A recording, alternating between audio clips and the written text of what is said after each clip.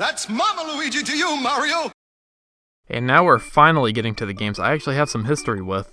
Yeah, believe it or not, Super Mario World was my first Mario game. Yeah, I know, it's a shocker with me being a dumb 2000s baby and all. However, it wasn't the original SNES version that I played. No, the version of Super Mario World I first played was the version released on the GBA in 2002. Super Mario World, Super Mario Advance 2, my god, what a mouthful. When I was a kid, my mom would often drop my brother and me off at her friend's house to be babysitted, and I have my mom's friend to thank for introducing me to so many different types of video games. I'll probably go more in depth into the story and its importance to me eventually, especially considering it has more so to do with a certain other platforming mascot, and with a specific console. But for the sake of this video, I'll leave it at my mom's friend owning a GBA and me playing it a couple times whenever I was at their house. Now, I don't really have any specific memories of playing Mario World outside of that friend, my brother, and me taking turns playing it. But for me, this game is just special to me for being my first Mario game alone. Despite that though, it's been several years since I've played Mario World in any form outside of screwing around with it for about 5 minutes. So I'm feeling pretty excited to actually play through this game with any sort of competency and skill. Anyway, now that that exposition is over with, let's get on with the video. This is Super Mario World. So normally this would be where I discuss the development of Super Mario World, but surprisingly enough, there isn't a super interesting development story with this one. This game was originally being developed under the title Super Mario Bros. 4 because, well, it was the fourth Super Mario game after all. Unsurprisingly, a lot of the team members from the NES Mario games carried over to this game's development, with Takashi Tezuka once again directing. But outside of this game being one of the first games developed for the then upcoming Super Nintendo Entertainment System, nothing really stands out with this game's development history. It's just a game that came out. I know, shocking. I guess one interesting thing that did come from the development of Super Mario World was the creation of Yoshi. You see, Shigeru Miyamoto had wanted Mario to have a rideable dinosaur companion since the original Super Mario Bros., but due to the NES's technical limitations, it was seen as impossible. Now that the team was working with more powerful hardware, Miyamoto's idea could be fully realized. Yoshi went through several different designs throughout the game's development, with him even being conceived as a horse at one point. But eventually, his design was solidified by Shigefumi Hino, and thus the green taxivator we know and love was born. Yoshi's creation also played an effect on the rest of the game's development, as Yoshi's inclusion gave the developers the idea to set the game's world in a new setting called Dinosaur Land. I mean, Dinosaur Land doesn't look all that different aesthetically from the Mushroom Kingdom anyway, so whatever. On the musical side of things, series composer Koji Kondo had the idea to create the game's soundtrack around one melody that would be remixed and rearranged throughout the entirety of the game. Nowadays, creating a soundtrack around one theme is pretty standard, but at the time this was pretty unique and it helped to add some more flair into the music alongside the added instrumentation that was now possible with the SNES's hardware. Outside of those two stories though, Super Mario World's development seemed pretty standard and the game was released as a launch title for the SNES in all regions. As for the story, it's a Mario game, what do you expect? Bowser and the Koopalings kidnap Peach and Yoshi eggs in Dinosaur Land, go save them. It's simplistic and expected just like all Mario plots, with the only added addition being Yoshi and the change of scenery, so there's not much of a reason to spend much more time on it. Onto the game's presentation, and oh god is this game pretty. It's bright, colorful, and it's just the perfect general aesthetic for a Mario game in my opinion. The previous games don't look bad at all, but there's a reason why this game became the template for every other Mario game after this in terms of looks. The aesthetic also carries over to how the levels and characters are designed, with Mario and a lot of the enemies looking the best they've ever had. Except for the Koopalings. A lot of the Koopalings have different color palettes compared to their Mario 3 sprites, and it's honestly a little odd.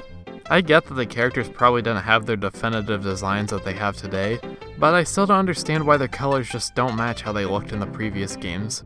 Anyway, the music in this game is great with its different tones between tracks and overall unique instrumentation and composition.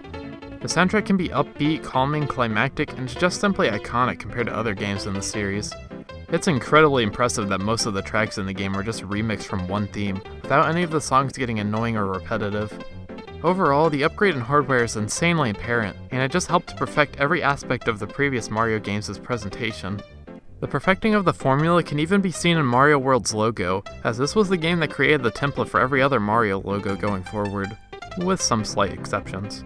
Another aspect of the game's presentation is the new world you explore, Dinosaur Land. Dinosaur Land is presented as one big interconnected map that is split off into 7 different sections. Yoshi's Island, Donut Plains, Vanilla Dome, Twin Bridges, Forest of Illusion, Chocolate Island, and the Valley of Bowser, with each increasing in difficulty as you progress, as per usual. I really like the interconnectivity between the levels and the map as a whole.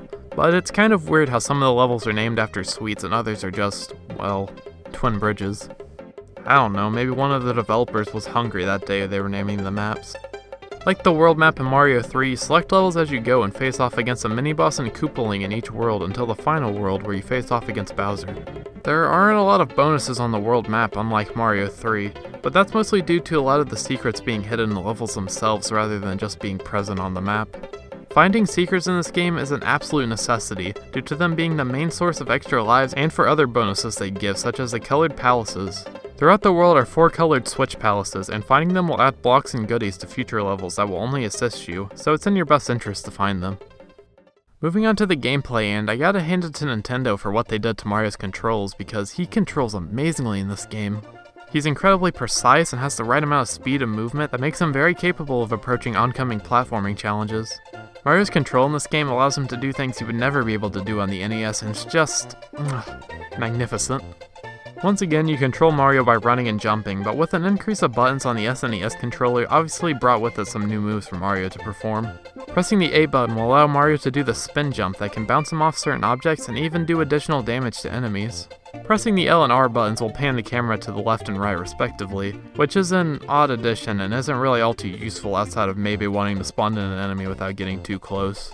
You can once again pick up objects like in Mario 3, but you can now toss them straight up, which is pretty good for hitting blocks or taking out enemies.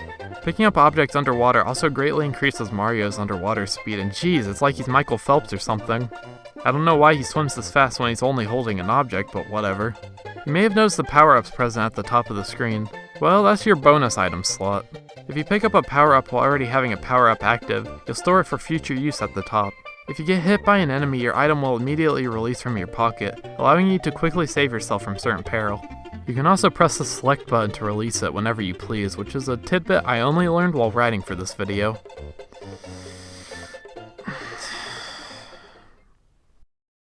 Anyway, just make sure you grab the power-up when it drops down, because getting hit in any form will instantly reduce Mario to his smaller form. To go on a small tangent here, I have absolutely no idea why getting hit in this game instantly boots Mario down to his smaller state. Mario 3 wasn't like that, so why do the power-ups here not protect me as much, especially considering the better hardware? Anyway, as for the power-ups, well, I hope you weren't too attached to the new ones from Mario 3 because the devs certainly weren't, because none of them returned. The staple Mushrooms, Fire Flower, and Star return, and alongside them are the newly added Power Balloon, which shortly inflates Mario like a balloon, allowing him to float. This is worthless. And the Cape Feather. The Cape Feather gives Mario a cape and grants him the power of flight, which is amazing for skipping over levels. Pressing the X button with the cape will make Mario do a spin attack move, and unlike the spin attack from the raccoon suit, this maneuver is actually useful and can quickly deal with a large row of enemies. But obviously, the biggest addition to this game is Yoshi, allowing you to instantly devour most enemies in front of you and also assuring you an extra hit. Pressing X with Yoshi obviously lets him use his tongue to eat opposing enemies, and fun fact, whenever you use this move, Mario hits Yoshi on his head. Did I say fun? I meant morbidly depressing. Anyway, Yoshi's an awesome addition to have, and is in a lot of ways a must-get when he appears in levels. It really sucks that you can't bring him along for ghost houses or castle levels, but he's still really great to have otherwise. Yoshi can come in 4 colors, green, red, blue, and yellow. The green one is your no-nonsense tax-evading Yoshi. He munches enemies, can walk across munchers, jump on spiked enemies, and can gain certain abilities depending on what kind of Koopa shell he digests. Eating a green shell will just allow Yoshi to spit it back out. Red shells let Yoshi shoot fireball projectiles, blue shells allow Yoshi to fly, and yellow shells will let Yoshi do a ground pound attack while landing. There are also specific colors of Yoshi that can maintain these abilities without the dependence of what kind of shell they eat. So the red Yoshi can shoot fireballs, the blue Yoshi have the ability to fly, and the yellow Yoshi can perform the little ground attack. The last 3 Yoshi colors can be found exclusively through the Star World, which is a world of 5 bonus levels that can be accessed by finding a secret goal at the end of specific levels. The Star World also essentially serves as your warp zone from the previous games, allowing you to beat the game extremely quickly. Anyway, the colored Yoshi start out as baby Yoshis that instantly devour anything like they're rushing to a buffet as they slowly grow into their more standard Yoshi. Lots of new enemies have been added as per usual, but I'm not a big fan of a lot of these guys. Galoombas are basically just grabbable Goombas, Rexes are barely used after the first world, and overall there's just a larger amount of general obstacles in this game like Big Steelies. Yes, these things have a name and they're called Big Steelies. I couldn't make that up even if I wanted to. Now that's not to say that every enemy in this game is forgettable. There's still a fair share of enemies that became series staples after this game, like the Big Boos, Wigglers, Mecha Koopas, Bonsai Bills, Chargin' Chucks, and Magic Koopas, who have the shooting speed of an elite sniper. Alongside the normal enemies are also some new and returning bosses. As mentioned earlier, the Koopalings return in this game, and while they're not as easy as they were in Mario 3, they're still pretty easy to take out. Reznor is a new boss to this game, and he's not much harder. The only thing that makes this fight kinda tough is the slowly disappearing floor, but besides that the bosses are pretty lame. The amount of levels in this game are overall less than the amount in Mario 3, but they are all much longer and provide unique challenges for Mario to face. Levels aren't as constricted to level themes anymore, which therefore allows the game to throw an overall larger variety of obstacles at you, which makes the game interesting because you'll never know what the game will throw at you next. New to the Mario series are the Ghost Houses, which basically just serve to add more puzzles to the game. Some of them can be incredibly easy, but others may be a little more brain-taxing. None of them in this game though are as hard as the puzzles in previous games however, so you'll probably be just fine. Castle and Fortress levels are back from the previous game, and geez, someone on the dev team didn't think they were hard enough because their difficulty is insane here. Shout out to Larry's Castle for making me platform around these balls and chains on these incredibly slow-moving blocks, only to immediately throw me into a section that is entirely dependent on Magic Koopa using his magic to destroy blocks, and might I add that Magic Koopa can teleport anywhere, so it's entirely dependent on his location if you want to progress. Fuck. Anyway, if you beat a fortress or ghost house, you're allowed the ability to save your game, and you'll be sent back to that save should you get a game over, and thank God. I was so sick of being booted back to the beginning of the game like in Mario 1 and 2, or to the beginning of a world like in Mario 3. Yeah, you still lose some progress if you run out of lives, but redoing like 2 levels is much more manageable than playing the entire game again in one sitting. God bless the technical innovations of the year 1991. Unlike the previous games, your level objective isn't a roulette for a card or flagpole, but instead these goalposts with tape moving up and down them. Touching the tape in the goals will grant Mario a certain amount of stars that will then let Mario play a bonus game for extra lives should he get over 100 of them. The game itself is this weird matching type game, and that's okay I guess. I only got it like once in my initial playthrough due to not knowing that you needed the stars to access it, but overall it's alright, just not amazing.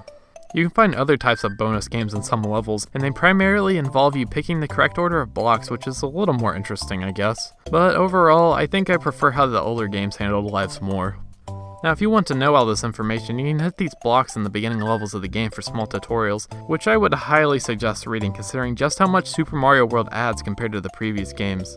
I found this game to be pretty difficult at points, and some of that stress could have been alleviated if I just knew more about the game. So read those tutorials, they can only help you.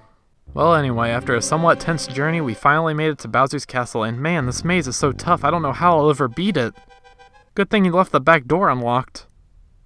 And just when you thought Bowser couldn't get even more pathetic, he just casually gives you the artillery to defeat him during the boss fight.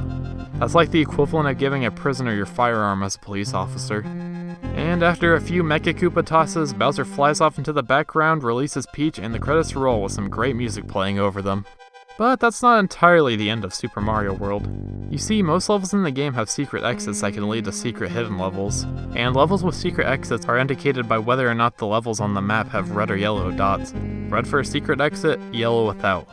100% completion for Mario World will essentially require you to find every exit and level in the game, and your progress will be indicated by the little number next to your game save file. Some exits can be kind of tricky to find, so should you consider going for 100%, I'd recommend using a guide for some of these levels. Anyway, remember the Star World I mentioned earlier? Well, if you find the secret exit to the 5th level in that world, you'll be granted access to the Special Zone. I wonder how it got that name. This world contains the hardest levels in the game, but if you manage to conquer the world, you'll receive a congrats from the devs and the entire map will change seasons to autumn. The enemies also changed too, and I'm pretty sure this made some 5-year-olds shit their pants. At the end of the day, Super Mario World is still a fantastic game, and it's easy to see why so many regard it as their favorite in the entire series. It's the right kind of challenging, has great presentation, is packed with content, has amazing controls, and just oozes charm from beginning to end. I didn't even mention the short little cutscenes that play after beating a fortress level, where Mario comically disposes of the entire fortress in a variety of ways. Stuff like this is why Super Mario World stands out to many, and it's just so memorable and appealing even after all this time. Super Mario World is one of the best of the entire series, and it certainly has my respect for what it's done. However, that doesn't mean I hold the same amount of respect for Mario himself. He did abuse those Yoshis after all. So because of that, I reported his doings to PETA, but they just told me to stop calling them. They must still be better about the incident with the raccoons.